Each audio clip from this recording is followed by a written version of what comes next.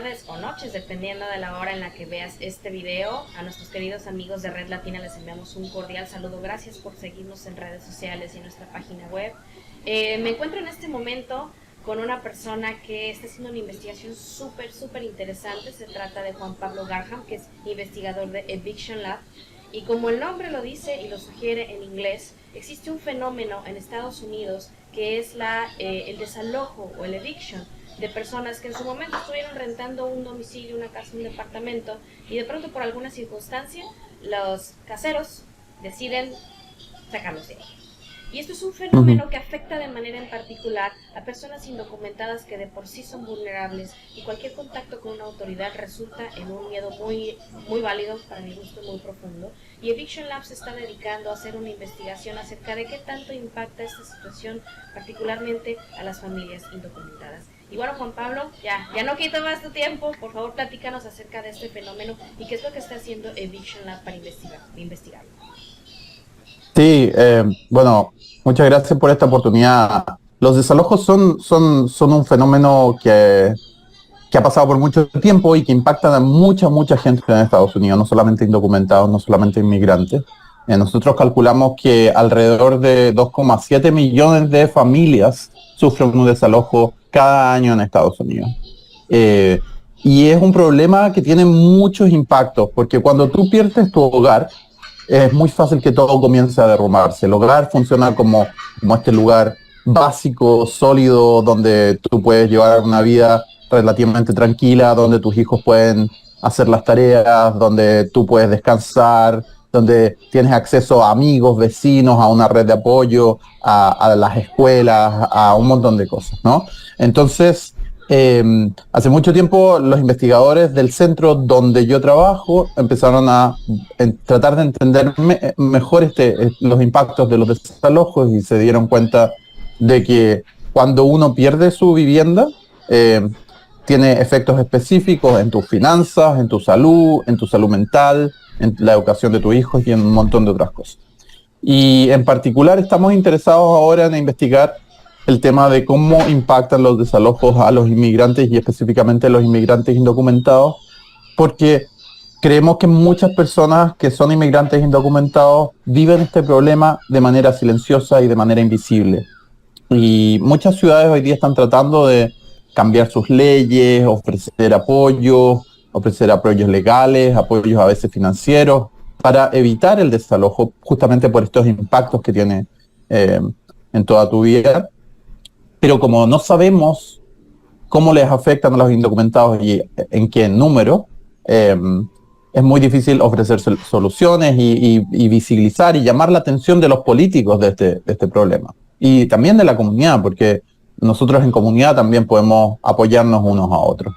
Entonces, el proyecto que estoy iniciando ahora eh, tiene como dos partes. Una es poder generar espacios de encuentro para informar y comunicar a la gente. Entonces nosotros tenemos una página web donde está como lo básico que la gente debe saber sobre un desalojo. Las leyes y los apoyos varían mucho de ciudad a ciudad y de estado en estado. Entonces es importante saber en dónde estás y quizás conectarlos con organizaciones en esos lugares.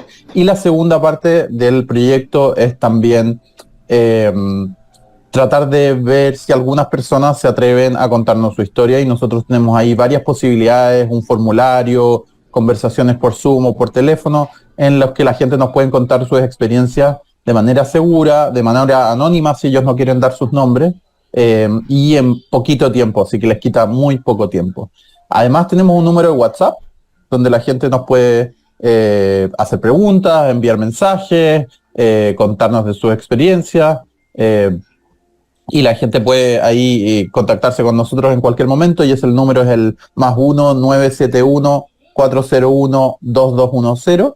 Y también tenemos como una postal virtual, que es como una especie de volante, de flyer, que tiene la información básica que la gente debe saber. Y podemos conversar más de eso si tú quieres, pero eso es algunas de las cosas que tienen. Todo esto está en nuestra página, que es evictionlab.org/desalojos. Y bueno, y también pueden googlearnos, estamos por todos lados. Sí, ya me dediqué a stalkearlos un ratito y tienen un interesante sitio pues, y bueno, esta situación realmente puede afectar en muchos aspectos de la vida, como bien lo dices, pero platícame, Ujú. de acuerdo a los resultados de la investigación que llevan hasta este momento, ¿cuáles son los motivos más comunes por los cuales una familia o una persona es desalojada del domicilio? Sí, la mayoría de los casos es por no pago del alquiler, ¿no?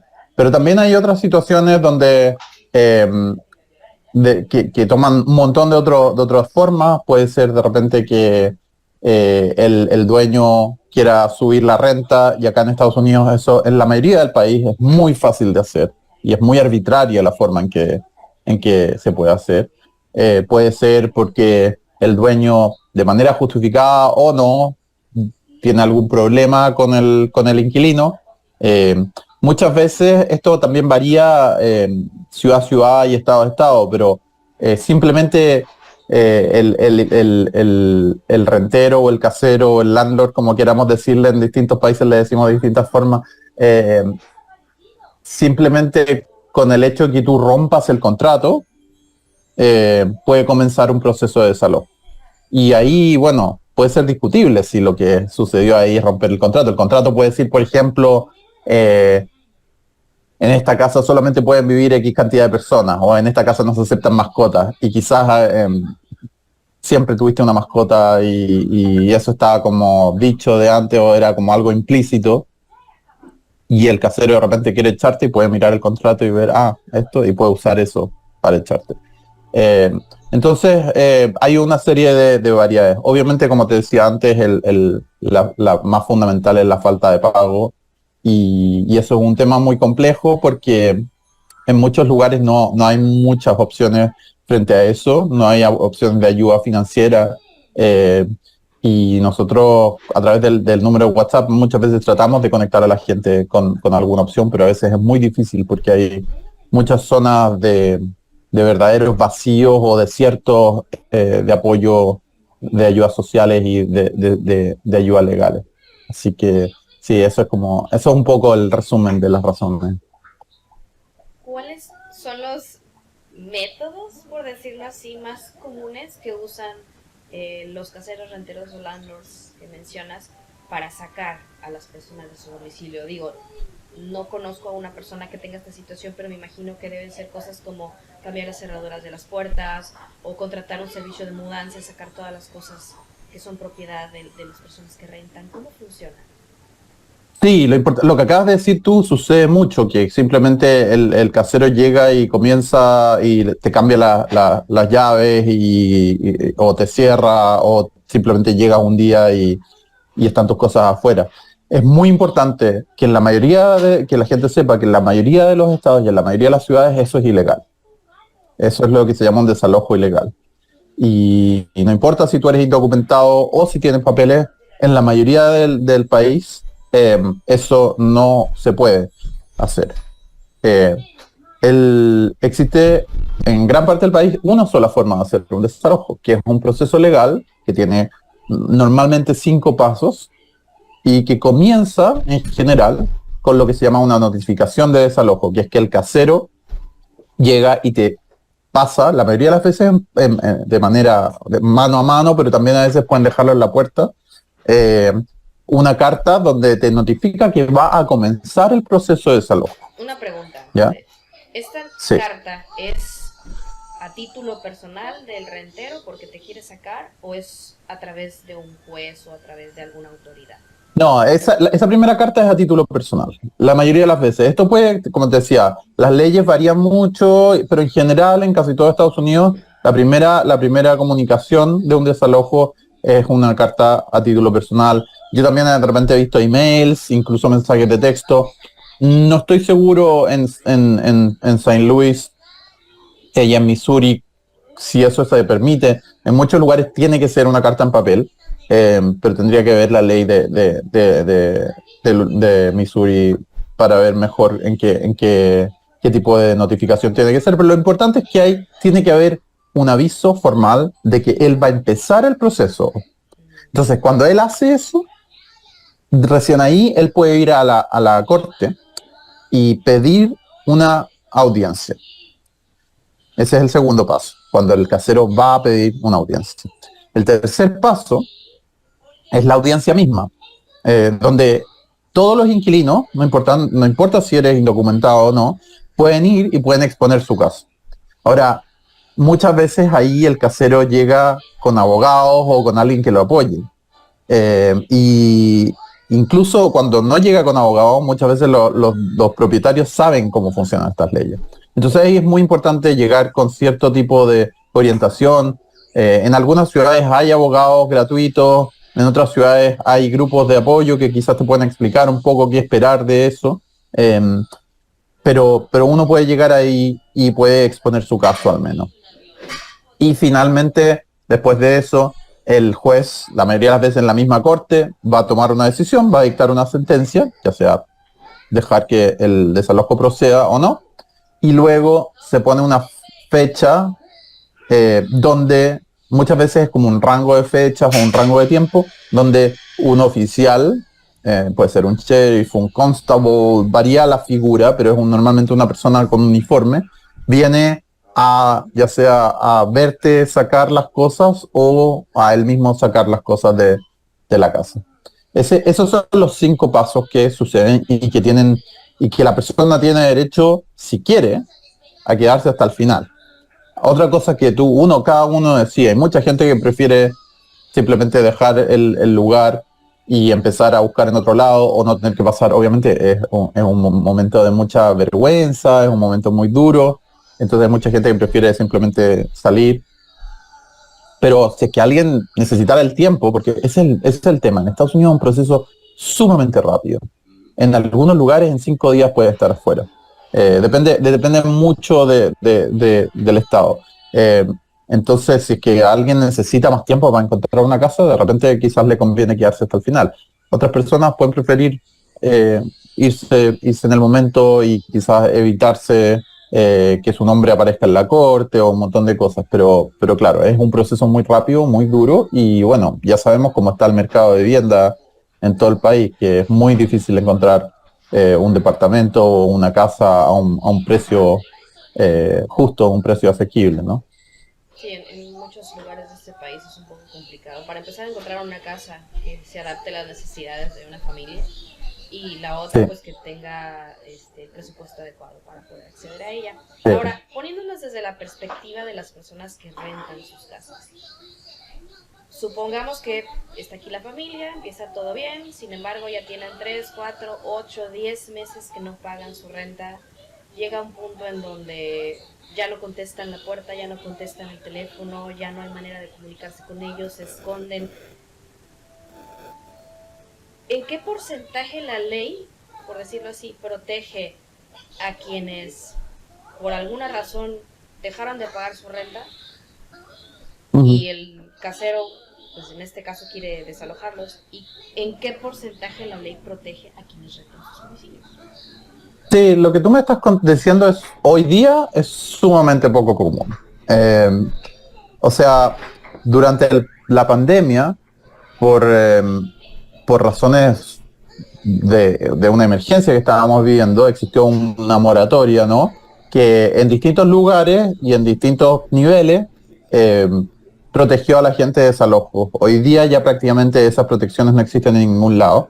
Y hoy día los desalojos en casi todo Estados Unidos proceden de manera muy rápida en el momento que el casero decide hacerlo. Y nosotros necesitamos de los propietarios. Así que es muy importante que ojalá la gente pague su renta, pague sus deudas y existan opciones de vivienda. Necesitamos gente que esté ofreciendo espacios de vivir en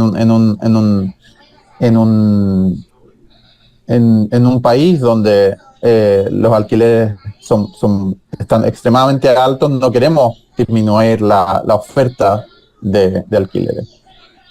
Ahora, también es súper importante contarte que la gran mayoría de los desalojos que pasan en Estados Unidos no lo hacen pequeños landlords que tienen una vivienda o que tienen 2 viviendas. La mayoría de los desalojos que suceden acá suceden en unidades, en edificios de empresas que tienen 10, 20, 30 o más unidades y que tienen cierta capacidad de negociación, y nuestros estudios muestran que en muchas situaciones estos desalojos se hacen como una estrategia de recolectar la renta, más que como una forma de encontrar a otro inquilino y que los montos que se adeudan a veces son bastante bajos. Estamos hablando de $200, $100. Lo que nosotros nos encantaría ver es un montón de tipos de soluciones de partida. Ojalá que hubieran fondos de apoyo financiero para la gente que pudieran acceder antes de que esa deuda se acumule a poder pagar la renta. De hecho, una de las cosas que suele suceder es que estas empresas tienen fees, cobros por atraso, que van aumentando y que son muy altos y que terminan un poco siendo un problema que solamente genera más problemas, ¿no? En otras ciudades, por ejemplo, se han creado programas de mediación que son súper interesantes y que han permitido evitar muchos desalojos, donde hay una parte neutra que antes de entrar a la corte pone al landlord, al casero, con el inquilino a trabajar y a tratar de encontrar un punto medio, algún tipo de programa de pagos o alguna forma en la que se evita el desalojo y el inquilino en alguna manera se comienza a poner al día con esa renta. Y sí, o sea, creo que necesitamos que ojalá, esa es la mejor solución, ¿no? Que todos pudieran pagar su renta, que todos pudieran mantener sus finanzas al día, pero lamentablemente estamos en un país donde no tenemos una red de apoyo, red social que nos apoye suficientemente sólida, y donde desalojarse muy rápido y es extremadamente común. Hay una cifra que nosotros hemos visto donde en Canadá pasa, o sea, en Estados Unidos pasa el doble de desalojos que en Canadá. Y en Canadá, ¿de cuánto estamos hablando en Estados Unidos? Digo, al año, como te decía, son como 2,7 millones de familias desalojadas o familias afectadas por un desalojo al año en Estados Unidos. Y nosotros tenemos en algunas ciudades estimaciones más en línea de lo que está pasando hoy día. Y estamos viendo que en muchos lugares los desalojos ahora, después de la pandemia, están en niveles más altos de los que teníamos antes de la pandemia. Por ejemplo, en San Luis en específico, los caseros, los propietarios han comenzado casi 16.000 desalojos en este último año. Y de hecho en junio, solamente en junio, vimos alrededor de 1.600, 1.400, 1.500 desalojos solo en San Luis. Sí, y lo que te decía de que muchos desalojos son hechos por muy poquitos actores, y estos actores son grandes actores, es totalmente cierto en San Luis. En San Luis, más de un tercio de los desalojos que se hacen, en general, vienen de solamente 100 edificios. ¿Te das cuenta? Entonces, no es que sean personas, o sea, obviamente a veces sí sucede que una persona que tiene una vivienda y que depende de eso para su jubilación o para su retiro o para su ahorro, sí se tiene que ver obligado, eso sí sucede, pero no es tan común. Si en este país simplemente pudiéramos reducir un poco los desalojos, haríamos un impacto enorme en la vida de muchas personas y muchas familias. Y algo importante, que todo lo que te he dicho de falta de apoyo, de una ley que es desequilibrada, que favorece mucho a los propietarios, si tú eres inmigrante y si tú eres indocumentado, potencialmente estás mucho más vulnerable, porque hay un miedo más fuerte a tratar de pelear tu caso, hay un miedo más profundo a tratar de encontrar apoyo, y hay menos apoyo cuando eres indocumentado. Hay muchas organizaciones de ayuda legal alrededor de Estados Unidos, pero muchas de esas organizaciones no pueden servir a personas que no tienen papeles. Hay también otros factores, por ejemplo la barrera de lenguaje, de idioma. Si a mí me ha tocado tener que traducir esa carta de notificación a personas, porque siempre están en inglés, y bueno, los contratos siempre están en inglés, eh, y a veces los padres de familia latinos tienen que recurrir a sus hijos de 10, 11, 12 años para que les traduzcan. Imagínate si tú tienes alguna duda, si tienes que pelear algo, si ves algo que es medio injusto, ¿cómo lo haces si ni siquiera si lo estás haciendo a través de tu hijo? Eh, y así hay un montón de barreras extra de las que hemos escuchado y las que no entendemos muy bien, pero estamos tratando de entender a través de este estudio, que afectan de manera particular a los inmigrantes y a los indocumentados. Sí, no sé si te ayudó a responder la pregunta esa. Sí. ¿Cuáles son las fechas en las que tienen ustedes previsto concluir la investigación y emitir los resultados? No tenemos una fecha específica todavía. Lograr conversar con personas, inquilinos indocumentados es sumamente difícil. La gente, por muy buenas razones, tiene miedo y no quiere contar su experiencia. O sea, incluso si tú no te preocuparas por el hecho de que eres indocumentado, es una experiencia que puede ser humillante, que puede ser muy dolorosa. Y además, la mayoría de la gente que pasa por esto está trabajando de manera súper, súper dura por evitarlo. Y está trabajando a veces 2, 3 trabajos al mismo tiempo. O pasando por enfermedades. O sea, yo he escuchado de gente que está trabajando 2 trabajos con tu pareja sufriendo una enfermedad y luego te pasa algo más, se te rompe el automóvil o algo así. Entonces es muy, muy complicado conseguir las historias y por eso estoy haciendo este proceso de llamar a la comunidad a participar. Y por lo mismo no tengo un límite. La idea nuestra es ojalá llegar y este número puede sonar pequeño, pero para que veas lo difícil que es llegar a 20 o 50 casos de personas que nos cuenten en todo el país. Si llegamos a 50 yo voy a estar sumamente contento. Pero si ya llegamos a 10, 20, mi idea es hacer un pre-reporte donde vamos a comunicar un poco lo que hemos visto, siempre manteniendo el anonimato de las personas si es que ellos lo quieren así, y que eso lo vamos a publicar en nuestro sitio web y también por redes sociales.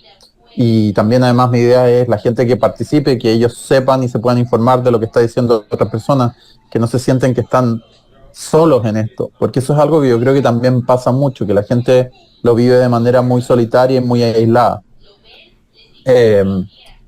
Y bueno, eventualmente, ojalá sería una meta súper bonita, es que de aquí a un año podamos llegar a esas cifras de cantidad de historias, pero no tenemos una fecha de cierre. Esto es muy triste, pero esto va a seguir siendo un problema de aquí a un año, de aquí a 2, de aquí a 3, a 4, 5 años. Pero ojalá en el momento que podamos publicar esto ayude a que los políticos de las distintas ciudades se den cuenta de lo importante que es crear programas de apoyo específicos para los indocumentados. Y creemos que eso va a ser útil sea donde sea. Así que, volviendo a tu pregunta, no tenemos una fecha, aunque nos encantaría decir que de aquí a un año podríamos ver algunos resultados. Ok. Y bueno, mi siguiente pregunta era precisamente ¿cuál sería el paso número 2, por decirlo así? ¿Cuáles son los objetivos que busca Eviction Lab? Me lo acabas de decir, tener una plataforma de información para ofrecer a la comunidad política y que tomen cartas en el asunto en este tema, pero ¿tienen algunos otros propósitos? Sí, o sea, bueno, hay un producto, la idea del producto base es crear algún tipo de reporte que pueda llegar a los políticos. Creo que este proceso también ha sido un proceso de mucho aprendizaje y yo me he ido dando cuenta que va a ser importante en algún momento que ya sea nosotros o alguna otra agrupación cree un sitio web y algún lugar de comunicación constante con la gente, donde ellos se sientan tranquilos de hablar sus problemas y también puedan encontrar recursos. Y eso puede que termine siendo algo que terminamos haciendo nosotros o no. Nosotros somos un centro de estudios y no una ONG. Entonces tenemos ciertos límites en lo que podemos hacer y lo que no podemos hacer. Pero nos encantaría trabajar con alguna ONG y poder crear espacios de apoyo en estos temas. Hoy día, si tú eres indocumentado y tienes un proceso legal de migratorio, por ejemplo, te tratan de deportar, obviamente es algo muy duro, pero sí existen centros de apoyo legal eh, para este tipo de casos. Pero si tienes un problema con tu vivienda, hay muy pocas opciones. Entonces nos encantaría que en algún momento eh, promover de alguna manera eso. Y creo que habrán otras ideas quizás después que vayan ahí surgiendo que no sabemos muy bien. Eh, pero en algunas ciudades hay grupos y hay incluso organizaciones de las ciudades que velan por los derechos de los indocumentados. Así que quizás por ahí va a haber alguna campaña de información y otras cosas. Pero creo que lo primero es poder recolectar estas historias, crear un reporte y comenzar a propagarlo entre distintos grupos y políticos, líderes, y que ellos entiendan que esta es una necesidad. Por lo que yo antes, o lo que yo hasta el día de hoy siempre he escuchado es que mucha gente que trabaja con comunidades indocumentadas sabe muy bien que esto es un problema, pero les cuesta mucho que los políticos los escuchen y que hagan programas y que piensen en los indocumentados a la hora de tratar de conversar de temas de vivienda. Entiendo. Juan Pablo, pues muchas gracias por tu tiempo. Quisiera preguntarte si tienes algún último mensaje que quisieras compartir con los seguidores de Red Latina. Sí, yo creo que, a ver, lo principal que es lo que decimos nosotros tenemos esta postal virtual en nuestro sitio web, es que si la gente es indocumentada y está viviendo un desalojo, un desahucio, eviction, un proceso de desplazamiento forzado que lo obligan a salir, eh, las leyes varían mucho en todo el país, pero hay tres cosas que ellos tienen que saber. Uno, que la discriminación en temas de vivienda es ilegal en Estados Unidos por temas de origen o idioma, y también por una serie de otras cosas, como por ejemplo no te pueden discriminar por el tamaño de tu familia, discapacidades, sexualidad, religión, un montón de cosas. Entonces, eso es súper importante. Segundo, que no tienen que dejar su hogar sino hasta que un juez lo ordene, a pesar de que ellos sí pueden, si quieren irse antes, sí lo pueden hacer, pero ellos también se pueden quedar durante el proceso de la corte y pueden ir a la corte, tienen que actuar, no pueden simplemente quedarse ahí. Si no van a la corte, muchas veces el desalojo se decide automáticamente a favor del propietario. Y tercero, que es súper importante buscar ayuda y que en algunas ciudades puede que hayan abogados gratuitos que les pueden ayudar, en otras puede que hayan grupos comunitarios que les pueden orientar un poco y conectarlos con servicios, pero no tragarse esto, no vivirlo en silencio y aislado, sino que tratar de buscar apoyo. Y bueno, y si tienen cualquier duda, que nos contacten al WhatsApp, que como te decía es +1 971 401 2210, y que se informen y que nos compartan sus historias si se sienten cómodos contándolas. Eh, Nosotros vamos a estar muy contentos de recibir sus experiencias y que ellos sepan que contar estas experiencias puede ayudar a otras personas. Así que ese es el mensaje final. Pablo, muchas gracias. Desde Red Latina les enviamos un cordial saludo y deseamos que tengan mucho éxito en esta investigación. Que no se tarden un año, sino mucho menos en encontrar esas Sería personas genial. que quieran compartir su historia y que al final los resultados del trabajo que ustedes estén haciendo se reflejen en la realidad de las personas indocumentadas y puedan hacer un cambio en el mundo para hacerlo un poco mejor. Ojalá. Así que sí, si lo que ustedes necesiten en el futuro me avisan. Estamos felices de ayudar con cualquier tema de vivienda y cómo afectan a nuestra comunidad. Okay. Muchas gracias también y muchas gracias a Gracias las a ti. personas que ven este video. Nosotros nos despedimos por el momento y seguimos transmitiendo temas de interés para toda la comunidad latina en Saint Louis. Hasta la próxima.